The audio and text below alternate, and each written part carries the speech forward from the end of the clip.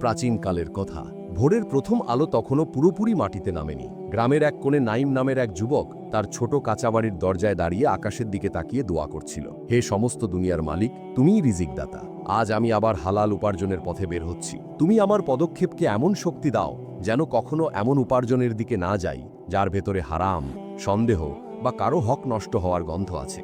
আমার মনকে এত দৃঢ় করো যাতে দুনিয়ার চাকচিক্য আর হারানের প্রলোভন আমার ইমানকে নাড়া দিতে না পারে। নাইমের বয়স 23-এর বেশি ছিল না। তার পরনে ছিল জীর্ণ পাঞ্জাবি আর বহুবার সেলাই করা পায়জামা, কিন্তু তার মুখে এক ধরনের নূর আর সরলতা ঝলকাচ্ছিল।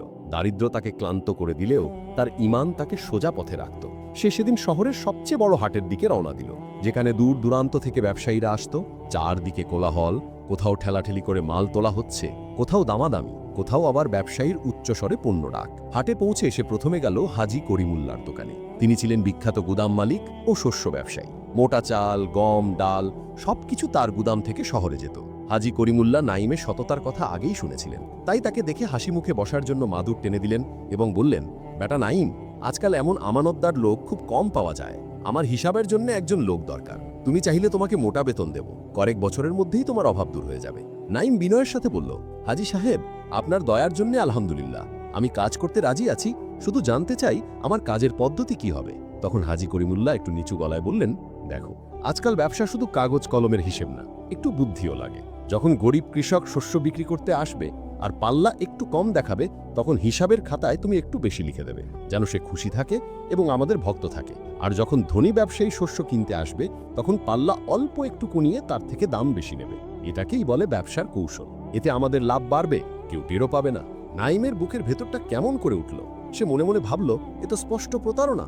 গরিবের উপর বাড়তি দয়া দেখানোর নামে হিসাব বিকৃতি আর ধনীর কাছ থেকে বাড়তি টাকা নেওয়া, দুটোই তো অন্যায়। সে বিনয়ের সাথে উত্তর দিল, হাজি সাহেব, আমি আপনাকে সম্মান করি, কিন্তু এমন কাজে আমি থাকতে পারবো না যেখানে দাড়িপাল্লায় আর খাতায় বেইমানি থাকে। আমি চাই আমার ঘরে এক টুকরো রুটি যাক, কিন্তু তাতে যেন কারো হক নষ্ট না হয়। আপনি যদি আমাকে একদম সঠিক হিসাব ও সত্যের উপর প্রতিষ্ঠিত কাজ দেন, তাহলে আমি আপনার চাকরি গ্রহণ করব, নইলে ক্ষমা করবেন। হাজি করিমুল্লাহ চোখ কুঁচকে বললেন, তুমি যদি এমন নীতি নিয়ে চলো, সারা জীবন গরিবই থাকবে। এই বাজারের বাস্তবতা বোঝো না তুমি। নাইম মাথা নত করে বলল, হাজি সাহেব, আমি যদি সত্যের পথে গিয়ে গরিব থাকি, তবু সেই দারিদ্র্য আমার কাছে সম্মানের। হারামের টাকায় ভরা পেট আর পরিপূর্ণ ঘর আমার কাছে অপমানের। এই বলে সে সেই দোকান ছেড়ে বেরিয়ে এলো।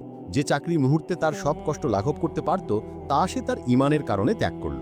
কিছুদূর এগিয়ে সে গেল শহরের ধনী অংশে, যেখানে রেশমি কাপড়, গহনা আর সুগন্ধি আতর বিক্রি হয়। সেখানে ছিল শহরের বিখ্যাত সোনার দোকানদার শেঠ জহিরুদ্দিনের বড়সড় দোকান। ঝলমলে আলো আর সোনার গহনার শাড়ি চোখ ধাঁধিয়ে দিচ্ছিল। শেঠ জহিরুদ্দিন তাকে দেখে হাসি মুখে বললেন, শুনেছি তুমি খুব সৎ ছেলে। আমার দোকানে এমন লোক দরকার যে ভিআইপি গ্রাহকদের সামলাবে, কাছে রাখবো, শাহী বেতন দেব। অল্প দিনেই তুমি ভালো ঘরবাড়ি করতে পারবে। নাইম মনে মনে ভাবল, যদি এই ব্যবসা হালাল পথে চলে, তবে এ তো বড় নিয়ামত। সে জিজ্ঞেস করল, শেঠ সাহেব, আমার কাজটা কি হবে? তখন শেঠ একটু কূটবুদ্ধি হাসি দিয়ে বললেন, দেখো বাছা, যখন অল্প জ্ঞানে কিন্তু ধনী লোক হীরা কিনতে আসে, তখন আসল দামের দ্বিগুণ বলে দেবে। সে দর কষাকষি করলে তুমি শক্ত হয়ে থাকবে, যেন মনে হয় পণ্যের সত্যিই দুর্লভতা আছে। শেষে আসল দামের 1.5 গুণে বেচে দেবে। সে ভাববে খুব সস্তায় পেয়েছে আর আমরা লাভ করব। আর কিছু পাথর আছে যেগুলো দেখতে ঝকঝকে, কিন্তু ততটা মূল্যবান নয়। এসব পাথরকে তুমি এমনভাবে উপস্থাপন করবে যেন সেগুলো বিরল রত্ন। গ্রাহক যদি বুঝতে না পারে এটা তার অদক্ষতা, আমাদের দক্ষতা। এটাকে আমি প্রতারণা বলি না, এটা ব্যবসার কৌশল। নাইমের বুকটা আবার কঠিন হয়ে গেল। সে মনে মনে ভাবল, এ তো স্পষ্ট মিথ্যা। দাম লুকানো, পণ্যের গুণ বাড়িয়ে বলা আর অজানা মানুষের পরিশ্রমের টাকা হাতিয়ে নেওয়া। সে কষ্টভরা কণ্ঠে বলল, শেঠ সাহেব, যে সম্পদের ভিত্তি মিথ্যা আর ধোকার উপর দাঁড়ায়, সেটা আমার কাছে ময়লার থেকেও তুচ্ছ। আমি আমার রবকে কি জবাব দেব যদি মানুষের কষ্টার্জিত টাকা এভাবে ছিনিয়ে নিই? তাই আপনার প্রস্তাব আমি গ্রহণ করতে পারছি না। শেঠ রাগে দাল কাঁপিয়ে বললেন, এই শহরে সবাই এমন করেই বড় হয়। তুমি কি সারা জীবন ফকির থাকবা? নাইম শান্তভাবে বলল, হয়তো আমি ফকিরই থাকবো, কিন্তু চাই আমার রবের কাছে যেন মুনাফিক আর ধোঁকাবাজ হিসেবে না উঠি। আমার জন্য দারিদ্র্যের সঙ্গে ইজ্জত অনেক বড়। এই বলে সে সেই হাটের ভিড়ের মাঝে হাঁটতে লাগলো। পেটে ক্ষুধা, গায়ে ক্লান্তি, তবু মনে ছিল অদ্ভুত প্রশান্তি, কারণ সে আল্লাহর জন্য দুটো বড় হারাম সুযোগ ফিরিয়ে দিয়েছে। দিন কয়েক পর সে শহরের একটা পুরনো মহল্লায় গেল। সেখানে ছিল ছোট কারিগর আর সাধারণ শিল্পীরা। এক কোণে চামড়া প্রযুক্তকরণের একটি ছোট কারখানা ছিল। সেখানে কাজ করতেন ওস্তাদ মাসুদ আলী, সাদাসিধে এক বৃদ্ধ মানুষ। হাতে চামড়া কাটা আর সেলাইয়ের দাগ, চেহারায় পরিচ্ছন্নের রেখা, আর চোখের সোজা সাপটা সততার ছাপ। নাইম সালাম দিয়ে বলল, ওস্তাদ, আমি হিসাব নিকাশ জানি, কাজ শিখতে কষ্ট করতে ভয় পাই না, হালাল রিজিকের কাজ চাই। ওস্তাদ মাসুদ আলী তাকে ভালো করে দেখে বললেন, তোমার চোখ দুটো পরিষ্কার, মিথ্যার গন্ধ পাই না। তবে আমার কারখানায় বড় বেতন নেই, শুধু পরিশ্রম আর সত্যবাদিতা আছে। চামড়ার মাল বাজারে নিয়ে যাওয়া, গ্রাহকদের কাছ থেকে বকেয়া টাকা আনা, কাজ কঠিন কিন্তু হারাম নেই। নাইমের বুক ভরে গেল। সে বলল, ওস্তাদ, কম বেতনের সমস্যা নেই, যতক্ষণ আমার বিবেক সোজা থাকে। কাজ শুরু হলো। একদিন ওস্তাদ তাকে পাঠালেন এক ধূর্ত ব্যবসায়ী কামরুলদের কাছে বকেয়া আদায় করতে। কামরুল দিন আগেও বহুবার অজুহাতে টাকা না দিয়ে পার পেয়েছে। নাইম হিসাবের কাগজ নিয়ে গেলে সে হেসে বলল, ওস্তাদের হিসাব সব সময় ভুল থাকে। আমি তো খারাপ মাল ফিরিয়ে দিয়েছি, ওই টাকাটা কেটে নিয়েছি। যাও হিসাব ঠিক করে আনো। নাইম জানত ওস্তাদ কখনো এমন ভুল করেন না, কিন্তু প্রমাণ করা কঠিন।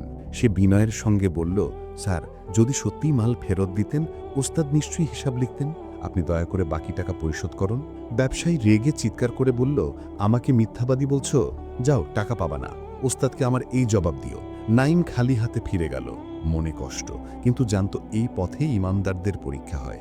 ওস্তাদ শুধু দীর্ঘশ্বাস ফেলে বললেন, আমি জানতাম সে এমনই করবে, তার জন্য অনেকেই আর যায় না। তুই চেষ্টা করে যা, একদিন আল্লাহ নিজেই পথ করে দেবেন। কয়েক মাস এভাবেই চলল। নাইম শিখল যে হালাল রিজিকের পথে বাধা বেশি, লোভ আর প্রতারণা সর্বত্র, কিন্তু সে হতাশা থেকে নিজেকে বাঁচিয়ে রাখল। এক সন্ধ্যায় কাজ সেরে সে শহরের এক পুরনো বাগানের সামনে এসে দাঁড়ালো। গেটের উপরে লেখা ছিল, খিদমতে খালক ও খালিস রিজিকের বাগান। এই বাক্যগুলো যেন সরাসরি তার হৃদয়ে গিয়ে লাগলো।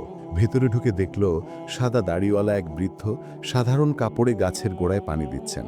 তার নাম ছিল মাওলানা সালেহউদ্দিন। মানুষ তাকে বাগানওয়ালা চাচা বলে ডাকত।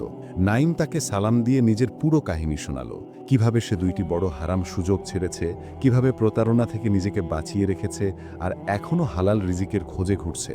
বাগানওয়ালা চাচা মনোযোগ দিয়ে সব শুনে নরম কণ্ঠে বললেন, বেটা, তোমার ঈমান এই যুগে এক বড় নিয়ামত। আমি বহুদিন ধরে এমন একজন লোকের খোঁজে আছি যে আমার এই বাগানের আমানত ঠিকভাবে রাখতে পারবে। চাইলে তুমি আমার সঙ্গে কাজ করতে পারো। তিনি বুঝিয়ে দিলেন, কাজ সহজ না। ভোরে উঠে সবজি তোলা, পরিষ্কার করা, ঠিকঠাক ওজন করা, তারপর বাজারে গিয়ে বিক্রি করা। কিন্তু শর্ত একটাই, গ্রাহকের ওজনে কখনো কম হবে না। বেশি হলে সমস্যা নেই, কেউ খুশি হয়ে বেশি দাম দিতে চাইলে নেবে, কিন্তু চাপিয়ে কখনো বেশি নেবে না। আর যদি কেউ তোকে শেখায় জল মিশিয়ে ওজন বাড়াতে, তখন কি করবি? নাইম এক মুহূর্তও দেরি না করে বলল, চাচা, আমার জন্য ঈমান সব কিছুর আগে। অল্প বেতনে চলতে পারবো, কিন্তু হারাম এক বিন্দুও নেব না। কেউ যতই শেখাক, আমি সবজি ভিজিয়ে বা ওজনে কম দিয়ে কাউকে ধোকা দেব না। বাগানওয়ালা চাচার চোখ ভিজে উঠল। তিনি তাকে বুকে টেনে নিয়ে বললেন, সাবাস, এই তো আসল সম্পদ। পরের দিন থেকেই নাইম বাগানে কাজ শুরু করল। ভোরের শিশির ভেজা মাটির গন্ধ নিয়ে সে আল্লাহকে মনে করে সবজি তুলত, যত্ন করে মাটি ছেড়ে পরিষ্কার করত, দাড়িপাল্লায় সবসময় কাঁটা একটু গ্রাহকের পক্ষে রাখত, যেন তার ঝুড়িতে কখনো কম না পড়ে। বাজারে গিয়ে সে হাসি মুখে সবজি বিক্রি করত। কেউ জিজ্ঞেস করলে, দেখো সবখানেই তো ওজনে কম দেয়, তুমি কেন সবসময় একটু বেশি দাও? এতে কি তোমার ক্ষতি হয় না? তখন নাইম হেসে বলতো, জনাব, দুনিয়াবি হিসাবে হয়তো আমার সোজা হিসেবেই লাভ কম, কিন্তু আমার রবের দেওয়া বরকতে কখনো ঘাটতি হয় না।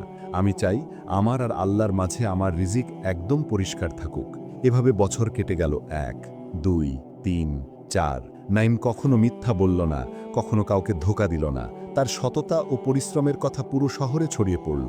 মানুষ বলতো, বাগানওয়ালা চাচার সেই যুবক ছেলেটার সবজি নাও, ওজনে কুসুর নেই, মালও খাটে। একদিন সন্ধ্যায় সূর্য যখন বাগানের গাছের পেছনে ডুবে যাচ্ছিল, মাওলানা সালেহউদ্দিন তাকে ডেকে বসালেন। সামনে হিসাবের পুরনো খাতা, পাশে একটা ছোট্ট লোহার চাবি। তিনি হাসি মুখে বললেন, নাইম, তুমি 4 বছর আমার সঙ্গে কাজ করেছ, কখনো হারাম মুখে তোলনি, কখনো কারো হক নষ্ট করনি। তুমি আল্লাহর সন্তুষ্টিকে দুনিয়ার সব সম্পদের ওপরে রেখেছ।